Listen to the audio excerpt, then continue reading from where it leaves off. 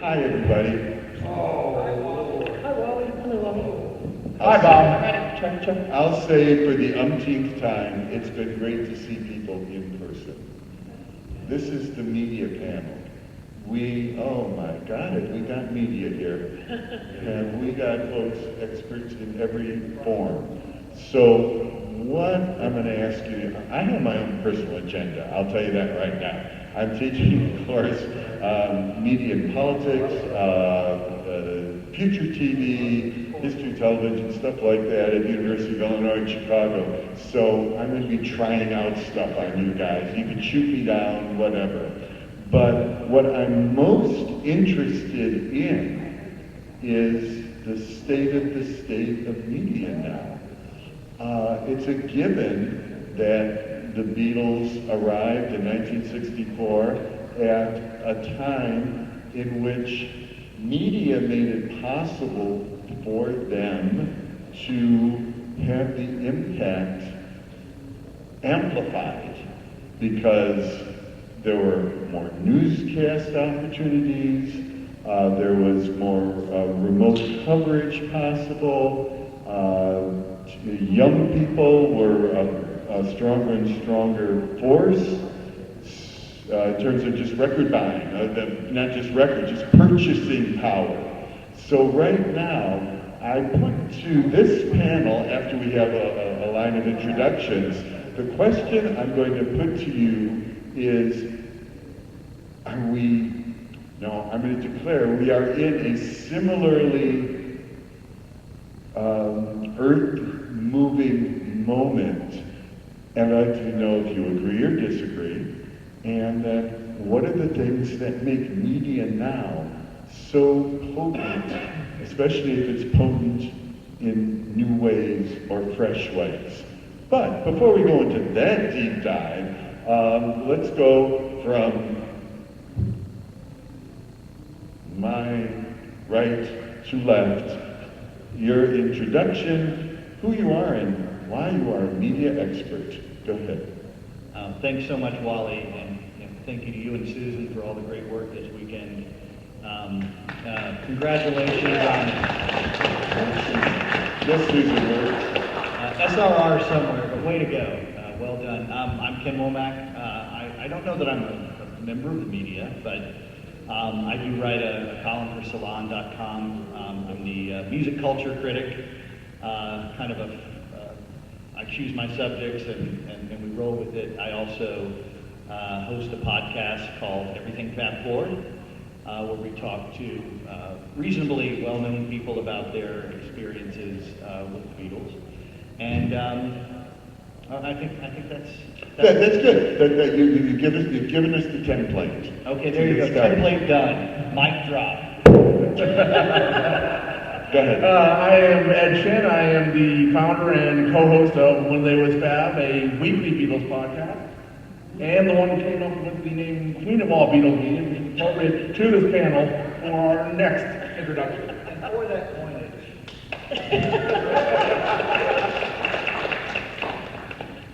Hi, I'm Kid O'Toole, and I am the co-host of the bi-weekly videocast and podcast Talk More Talk, which is about the solo Beatles years. And I've also written for a variety of websites, including Something Else Reviews. Thank you very much. We can hold the applause till everyone's been introduced. You don't have to. I've been up here for the last 3 panels. Could someone else introduce me? The kid. It's him. It's that guy. Canadian guy. Yes. Okay, I'll help you a little bit in that you are also someone who does an effective job in podcasting and using that to reach audiences about the Beatles and other subjects. Does that work? Does that work for you? Yeah. Okay. Okay, my name's Ethan Alexanian. All right.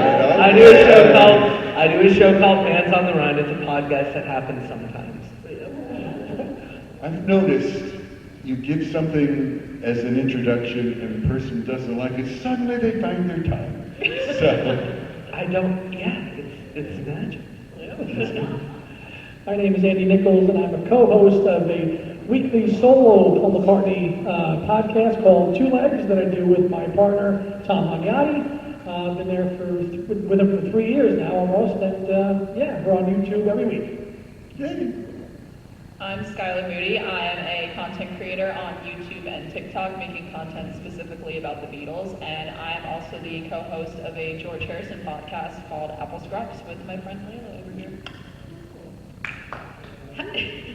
Hi, yeah, Skylar said, I'm a co-host of the Apple Scraps podcast, George Harrison-centric podcast that comes out once a month. And I also do content creation specifically about the Beatles on TikTok. All right. I don't know what I was rambling about at the beginning. Let's go to the question of the moment. Here's the media now. You all are plugged into it in various forms, whether weekly, monthly, by that you've been observing it and all. Is there anything about communicating about the subjects you love that you find frustrating? Are there stories you think you haven't been able to get out there, and maybe it's the media, maybe it's you, but let's assume it's the media.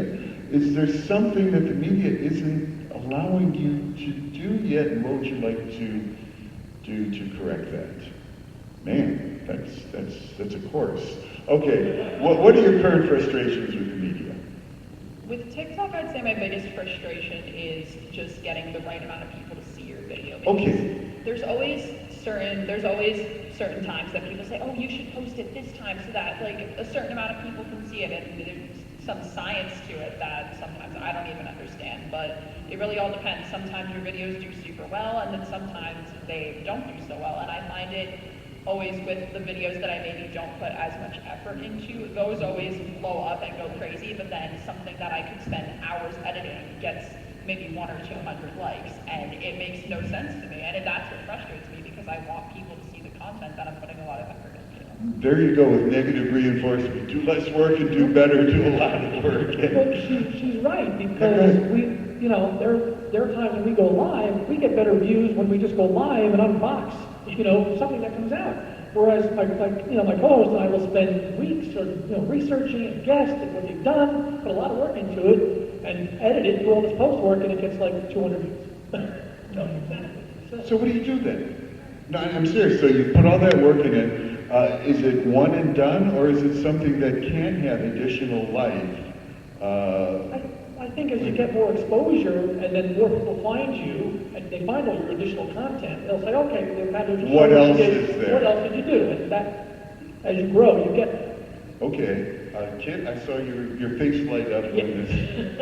Yeah, I mean, that is something you learn as you go along, that you find, you have to figure out what are the subjects that will most interest the audience, and as Andy said, it's often surprising, you think, you come up with something and you just, you think, this is gonna, get a lot of views, like something that's kind of timely or something, and then, nothing, but then you'll come up with another subject that sometimes you think, I don't know, this could be a little risky, or, is it gonna be a little controversial, and you'll get tons of views, and in our case, we do a live video cast, so we get, a lot of interaction, live interaction with viewers. We'll make comments, they'll ask questions, and we'll get, a lot of instant feedback, and we'll think, why did that one, why did that one get the most response? So, you really have to, look at your audience,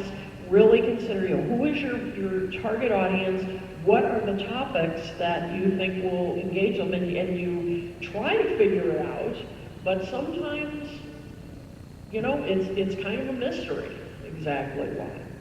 Is patience essential? In other words, it didn't, all right, it's a Beatles convention. I'm sorry, it's a Beatles conference. That became our new, I love that. That's what we decided 2 panels ago, that we should call these conferences. It's not a Beatles fest. Well, just for us kids. But pick up your mic, Mr. Academic. This is not the academic conference, but the idea of patience, can we get the most possible views? Is that the primary driver for what we're trying to pass through the media? The most possible views, or can we define enough views to make it worthwhile? That's a great question, and I wrestle with this, not for my own work, because in my case, I consider that Salon.com's problem. Okay. And they also host a podcast, and they do really well by it. They get sometimes 50,000 downloads, so I'm very happy with their distribution in that way. But the thing that I am concerned about, and we're about to begin a podcasting minor at Monmouth University, yes, in the upcoming year. You should come to our university. I can get you an application. I believe I have some right here in my bag. And he does.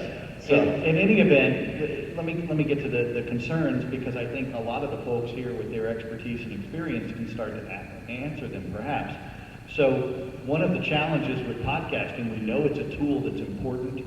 If you graduate with one of our degrees at Monmouth and you have a skill set that involves podcasting, you're one of the folks who, when you join your company with your career, right, the beginning of your career, when they say, we need to find a way to get our brand out there and tell our story, you're the one who can raise your hand, as Wally did on cue. You're the one who can raise your hand, right, and say, yeah, I can do that, boss. Keep me. It helps you to fill out your career and show a skill set. I think the same thing is true for these other kinds of media incursions that we're talking about. So how do we monetize it? How do we go from the place where, and I'm particularly interested in our TikTok creators and how they see this, how do we find a way to monetize the act of getting eyeballs on our stories, right? How do we find ways to help that build our brand, right? When I write a proposal now for a book with a publisher, whether it's a university press or a major Big Four publisher, they want to know, well, how many Twitter followers do you have? What kind of reach do you have? What is your, here comes that word, platform, right? So I'd be very curious to hear, what do I tell parents about the skills that we're putting together and that we're all gaining, me in my rudimentary way? It sounds like folks on this panel in a lot more concerted in an advanced way. How do we explain this market penetration and answer your really good question? Anybody want to jump in? Well, I think the answer to that is you need to sit down and figure out what your expectations are and make them realistic. And you need to Go ahead. You need to go to, in your case, if it's a publisher or if it's a podcast network or whatever, and say, here's the maximum number that I think I can bring in this week. And with the realization that if you do your job well, that number will grow. I mean, 7 years ago when we started Fab, we were happy to get 100 downloads a week. Now we're well over thousands, and we are approaching 500,000 total downloads. Brag, brag, brag. Oh, I'm sorry, brag, brag, brag. And actually, I'd like to grab that brag, brag, brag. Isn't that part of the whole process? Here's the stats, here's what I've gathered, brag, brag, brag. Well, yes and no. I mean, I'm also going to take the other side and say we worry too much about the numbers. The fact that those numbers come up in front of us and are so accessible, it's like, well, I mean, I realize we do a Ringo episode, it's going to go down 10 to 15%, and I just have to live with that. All right, let me just inject this as a point of reference. This is probably not on many of our calendars of anniversaries we want to remember. This is a Beatles conference, though. October 1962, Love Me Do is released. Lovely. Wonderful. We here in the USA, that's not an anniversary. Who cares? It means nothing. I mean, the anniversary for us is 1964, and by the way, it's the one that counts, because that's when it hit #1. That's when we did everything that makes Love Me Do the lead-off track on the Beatles 1. Brings me back to my patience point. October 62 in the U.S., who cares? The winter/spring of 1964, everyone cares. Is that the kind of patience that we have? factor in. Talk Yeah, amongst I think yourselves. I think patience is key, and kind of harkening back to what Ed said and Ken said. Numbers are important, but they can't drive why you do it. Yes, you want the views, you want all those things, you want the hits. But I mean, I'm a teacher, so our purpose really is to, especially with McCartney solo, talking over 50 years of just solo music, we want to educate and kind of bring to life so many aspects of his career, that are so encompassing, classical, experimental, that's a lot of music. So yeah, we want the views, we want to be the number one, but really our purpose is to educate. And I can't tell you how many replies and comments we've gotten said, didn't know that until you talked about it. And that's the win, really, is if somebody learns something, that's all we really want to get out of it. Okay, yeah, we log 1,000 views, but if somebody learns something and loves it, and runs with it, then our mission is complete. That's really why we do what we do. Yeah, and I mean, the key to success really is passion, because if you put yourself out there and then you show how passionate you are about a certain subject, people are going to say, wow, this person really has a lot of energy. I really like their vibe. I like what they're saying. I'm going to continue to follow them because they clearly love what they're doing. And if you love what you're doing, if you get success from that, you eventually get monetized, then great, that's awesome. But truly, it really just matters that you love what you're doing, no matter who's watching it or listening. By the way, the explanation of the word love, it's my wife. So she trumped all of you. You solved all that? What did you just observe? I'm sorry. I was just talking about how we were talking about patience and waiting for kind of like our content to blow up or get an audience or whatever. And I was explaining how really all that matters is the passion that you're putting behind your work. Because if people see that you're passionate and you're putting out this amazing vibe, people are going to say, oh, I really like that. I really like what this person's doing. I'm going to continue to follow them. Yeah, patience is really the key word here, because if anybody out there is thinking about starting your own podcast or your own TikTok channel, whatever it may be, or video, YouTube channel, it takes a while to build an audience. It doesn't happen overnight. And it takes time to find what your niche is, what that is, and to grow an audience, to get the word out there about why your content is worth subscribing to. And it does not definitely happen overnight. I mean, like Skylar, how long did it take? Has it taken to build up your subscriber? Quite a long time, and it's still going. I mean, this isn't, you don't gain thousands and thousands of followers overnight. It kind of just depends, like, what type of content you post, and you'll just gradually climb the ladder, basically. Yeah, exactly. And is there, tying in with patience, there have to be vehicles for that patience. Namely, you better not be fronting a huge amount of money to buy the time for that content to take hold. So maybe you associate yourself with perhaps a university that you can kind of sneak in on budget line number 12, and that's part of something bigger. Or it could be part of a institution or business that says, oh, we'd like you to do this. You say, I'll do that, but can I have this as well? Because this is my passion and this is your business. Let's do a deal so we can both benefit. The people on this panel, though, and I think you touched on this, Ken, which is, you're looking for people who can, I'll call it turnkey. In other words, all this stuff these young people are doing, or not even necessarily young, but this digital world, I don't get it. You do, great, go do it. I mean, basically, that's what they're looking for, is someone who, or are they? You tell me. I don't know that that's accurate. Okay. But what I do hear, and what is important, so we're starting our podcast, degree program. It's a minor, because you start small. Got to have some patience there, certainly. Yeah, right. Got to have patience there, but I want to make sure, because part of my job as a professor is to think about the longer view. Sure. When I meet parents, I want to be able to tell them that this is a worthwhile investment for students and their time. And absolutely, as Skylar said, passion is important, and having zeal That is very important. That's part of what a company might hire you for, right? Is to help propel their brand.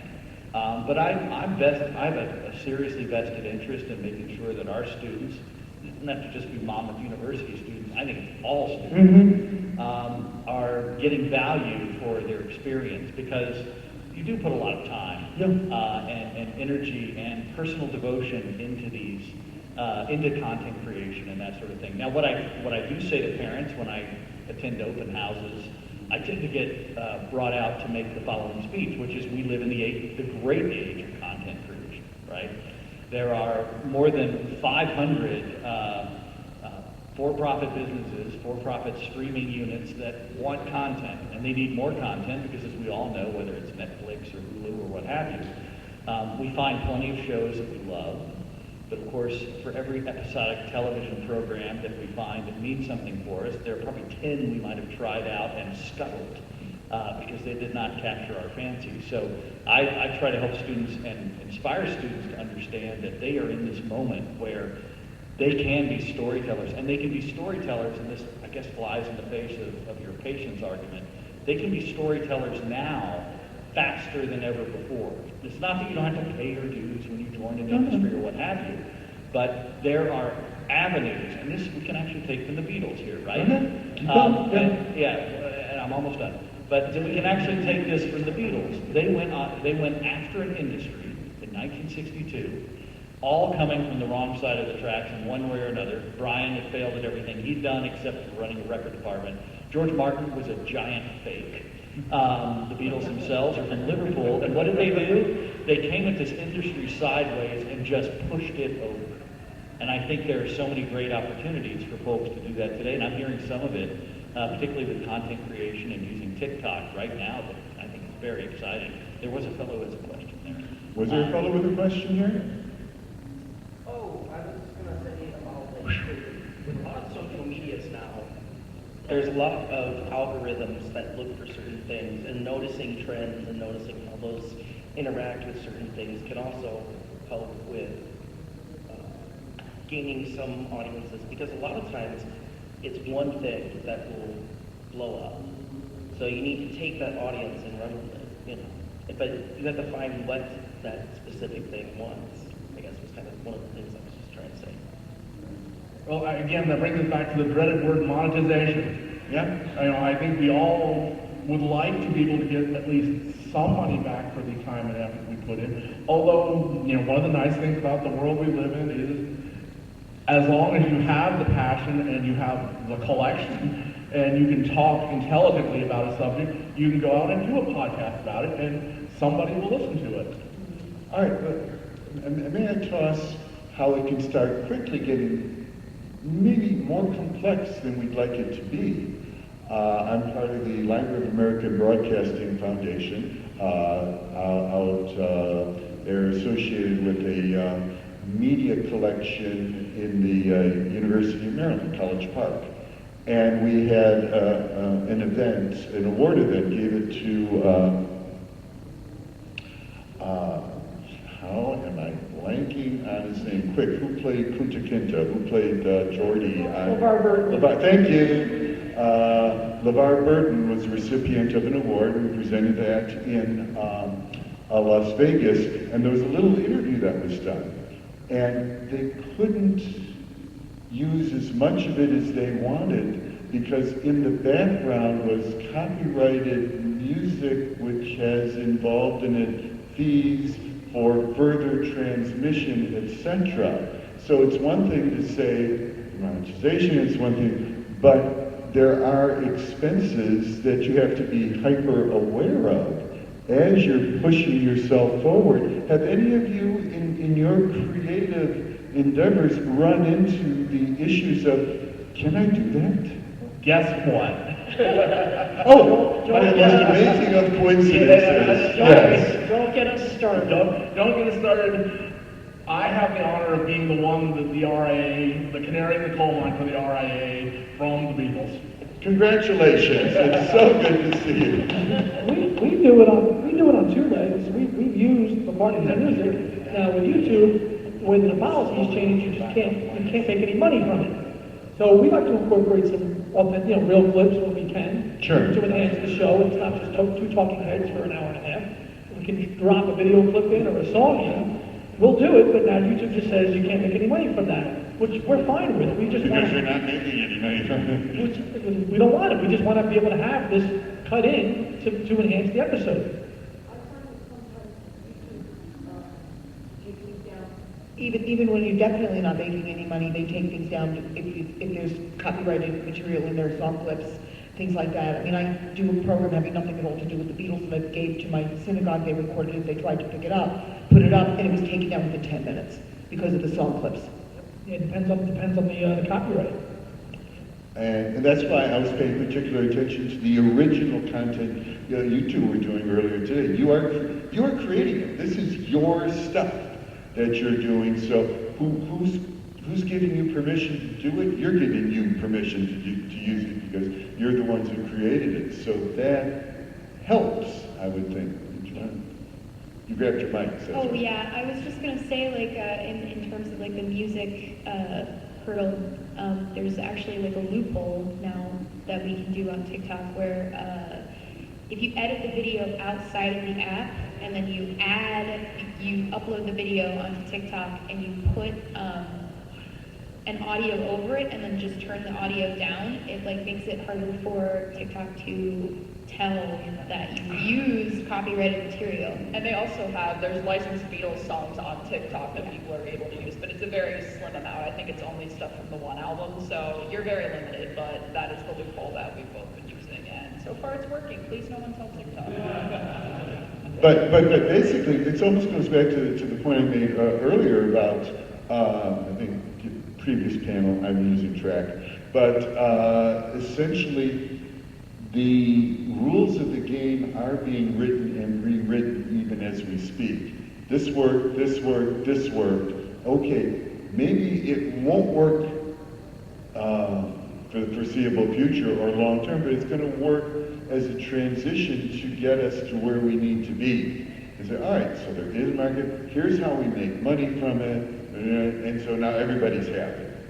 So please keep us informed with how this works. This is all now 2 years ago. Oh, okay. So I mean, we were able to revive the show. We have to do it a little bit differently. Okay. I can confirm. I was there. Yeah, Ethan was there when this happened. It really makes sense now why you're wearing the ankle bracelet. With a little flashing blue light. But nonetheless, we haven't had any issues with either our podcast host or the RIA in the ensuing years. But you never know when it's going to happen. Yeah. I mean, So you're cautious. we're cautious. Yes. Okay.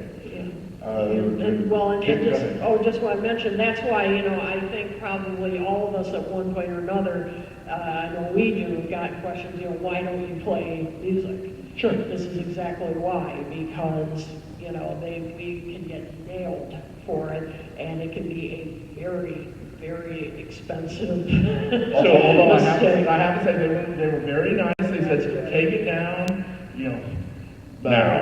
And Yeah. once it's down, although they were very particular in how it had to be taken down, we couldn't just remove it, make it not visible. We actually had to physically delete it off the servers. So is an acceptable strategy linked to somebody else's posting of the music, for instance? There are, but the licenses to allow for. Oh, okay. You're basically being covered by the same licenses the Okay. radio stations are being covered for. So actually, the way to do it is if you can find a radio station to play your podcast, an over-the-air radio station, you can be covered by their license, and you are then allowed to play up to 3 songs an hour as long as no more than 2 of them are consecutive by the same artist. And the solo Beatles and the Beatles are considered different artists. Yeah, very strict. Okay, and by the way, this is a media panel, and hope we don't get too deeply in the weeds, but I'm thinking about partnerships increasingly that we're seeing, like with public radio stations and newspapers, for instance. Here in Chicago, we have Chicago Public Radio and the Chicago Sun-Times, setting up a not-for-profit corporation that now you're starting to get into using the rules of the game possibly to your advantage. And getting back to Ken Womack's point, what you want to do is be the one who knows how to make things work so that when these opportunities open, that you say, I know how to do this. You've got some rules, these are the rules of the game, so let's make it work for everyone's benefit. As I say, I promised you I was practicing for my course, so we're just doing possibilities. Back to Beatles. So, how do you do a Beatles podcast? How do you do a Beatles podcast? I mean, do you play Jet? Do you play the Hamburg tapes? Do you play anything, or is it all talk, more talk? Thanks for the plug. Well, anytime. Bruce Spicer isn't here, or else he would remind me every other word to do plugs. So, go ahead. My show's purely interview format, Mm-hmm. and even the theme song and the music used is all I record it myself. Sure. So I have never had a copyright scare. Mm-hmm. But yeah, judging by the number of Beatle podcasts out there, it's not that hard to do a Beatle podcast. Mm-hmm. I just interview people about, why they like the Beatles, how they like the Beatles, Mm-hmm. all that stuff. Mm-hmm. And even it is hard to do a good Beatles Yeah. podcast. As I pointed out to Kit, someone not too long ago, about 3 months ago, decided to do a podcast for their dog named Paul McCartney. And so I've got to deadpan that one, really. Absolutely. It lasted exactly 3 episodes. They're still up there. And it is about as bad as you might think it is. So that's, I guess it goes back to the good news is anybody can do a podcast. The bad news is anybody can do a podcast. And the really good news is if you have passion and a vision, you can do a great podcast. Yeah, it's like Skylar was saying, I think that, and I think sticking to a schedule too, I think is really key to when you're going to drop your episodes. I mean, our fans know that we drop one every Saturday at 10 a.m. And if you're consistent, that helps grow your brand, whatever you're going to do. Like I know kids, Talk More Talk, every other Monday, they're live. See, so if you stick to a schedule, that only really helps. So good content, preparation, patience, all those Reliability. things. And reliability, right. And not having any tech issues, right, kid? Right, yeah. No tech issues. Yeah, you want to jump in? Well, I mean, scheduling is important, and it is integral to most shows. I will admit, Your Honor, Have you it's missed a deadline or two? Deadline or 26. It's whenever. Okay, but then that goes back to the whole idea of a library, and I did 2 a week for like 8 months. I think I've earned the right to take it. and then we got out of COVID. Yeah. Absolutely. Oh, okay, let me use that as a transition wrap-up, which is there's the COVID world, and there's now. Yes, I know technically there's still remnants. Yes, I know we're not totally out of it, no. But for many practical purposes, we are. I mean, I'm being very cautious, and while I've been in and out of the mask, I'm not wearing a mask now, because it fogs up my glasses. Don't you worry about your safety? Yeah, but it fogs up my glasses. So I don't have it on now, and I've been cautious. So, in a post-COVID world, have the assumptions changed once again? Anybody can jump in. Oh, my glasses are less fogged up. Okay, well that's great. I actually haven't noticed all that significant a jump or a decline due to COVID. I thought we would actually see a much larger increase, which never happened. Okay. So, moving forward, going to go from here. I know you're talking to parents. You're going to convince them, or explain to them why this is a worthwhile investment, etc. What skills they are going to be able to bring, not just to be able to do a technical thing, but a way of thinking, a way of being engaged, creative business people or citizens. So project us for the future and how that helps Beatles fans.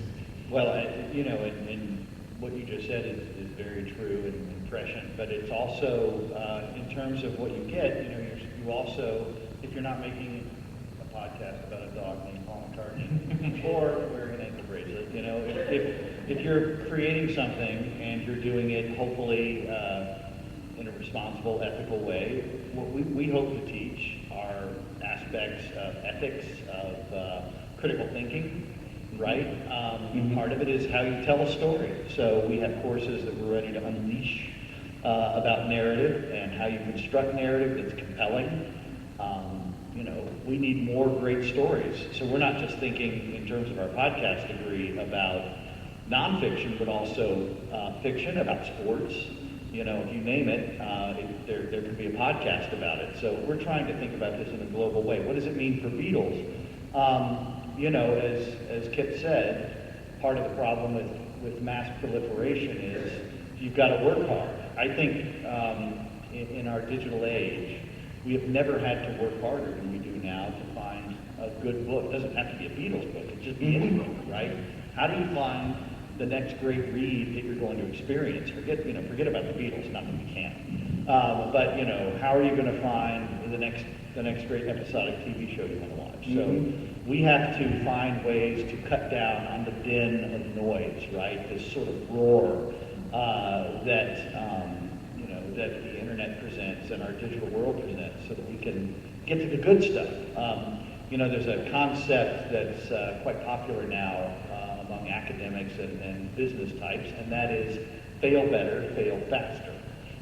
Finding out what your errors and increasing your trial and error expectations, so you get to the point where you become proficient faster. Because you hit the word, it's one way of saying it, and I've heard several others here on the panel, the idea of patience. We don't have a lot of space for patience. We need to be problem solvers. And I think that's what's going to help us tell these stories. They just happen to be, in our case, about the Beatles, and I think everyone here has learned in one way or another, right? I know that my Salon articles can have, 20,000 hits if it's on the Beatles, and suddenly if it's, name the artist, it goes right down to like 16 or something like that. So Salon knows which ones they like better. They let me still write the other stories, but... another Beatles one next week. Yeah, so I do think, and I really respect the points being made here about passion, and we enjoy this. This is exciting our creativity, but I do feel that we need to find a way for people to merge these passions that we have with being able to get paid, or at least having that support, part of your career or your aspirations for being able to make a career. Being able to get paid beyond just Patreon. Absolutely, or let's face it, if you're operating like a business, then you can put money back into the business. You can get better equipment that you use to make your podcast with, better props, you name it. I think unless you want to chime in with another. Okay. No, I'm fine. I will say how many people out there know about Patreon and how many people support one of our endeavors through Patreon out in the audience. A couple people, but in order to make this something that works as an industry, and not even necessarily as an industry, just something which supports itself, we have to find ways of making people pay for content. Not a lot. Micropayments, there's all sorts of things that people put out there, which is, but our time is worth something. Even though we may all have the equipment to be able to put together and put out a really nice podcast, the fact that I spend, 20 hours in any given week, both researching, doing the actual show, and editing it down, that should mean something monetarily. Okay, out of respect of everybody's time, it's about 6:30 now. Would someone, if anyone wants to have any other comments, please dive in.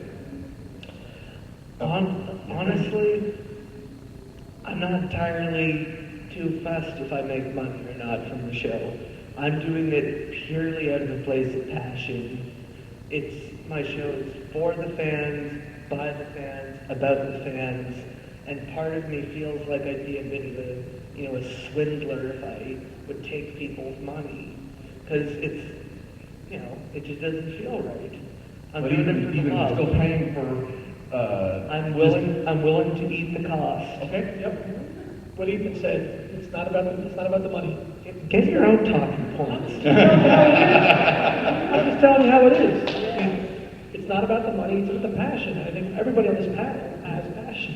And whether some people we disagree a little bit on how we want to do that, but And what your minimum is in terms of, I don't need to make money, but I don't want to lose money, things like that. Yeah, So, right.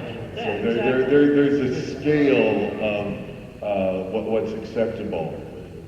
Kit, I didn't mean to skip over you. Did you want to? No, I just want to say, another great thing about doing doing a podcast, and I think we can speak for everybody here, is that it's just getting we are passionate about what we do. We love communicating it out to everybody here. And in my case, one of the things we love to do is to talk about perhaps albums and singles and so forth that don't get a lot of attention anymore.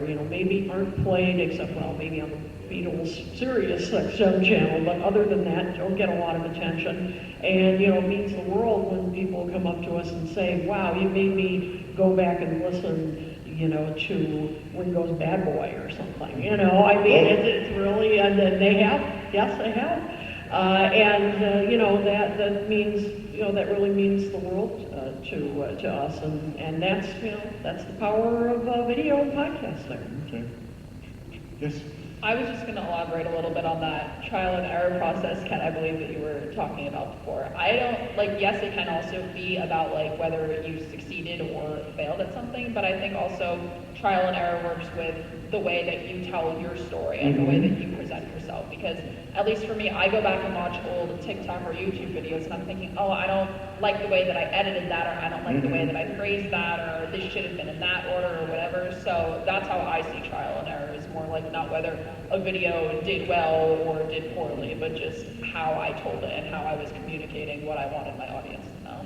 Because just to piggyback off of that, it would be impossible to judge yourself off of TikTok, engagement. So if you would be doing that, you'd be tearing yourself apart. So yeah. Yeah. Invest. Otherwise, I'm going to. I think there was a question. Was there a question? I guess there was a question. We will take that question and. Does it help when companies like Apple or when Paul McCartney does carpool karaoke, when there's something that's in the mainstream media that really brings the Beatles to the forefront, like Get Back did? Do you have, is there a trickle-down effect where everybody's numbers go up? Yep, absolutely. Yeah, absolutely. And even when you start talking about it on your own channel, podcast, whatever, that gets engagement with your followers, because your followers, if it's all Beatles people, they've all seen that piece of media and they want to talk about it too, and they want to see their favorite creators talking about it. Yeah, because I noticed I saw the Elvis movie that just came out, which is fantastic, but it's like, oh, I see that all of a sudden, on Facebook, I'm looking for Elvis stuff because it's not in the context of. I've also noticed, if you don't have Sirius XM, it's hard to hear Beatles music on the radio anymore. So it's like Apple needs to do those kind of things to keep it in the consciousness and get new, the big, Beatles, to keep it in, get new fans and keep it in the forefront.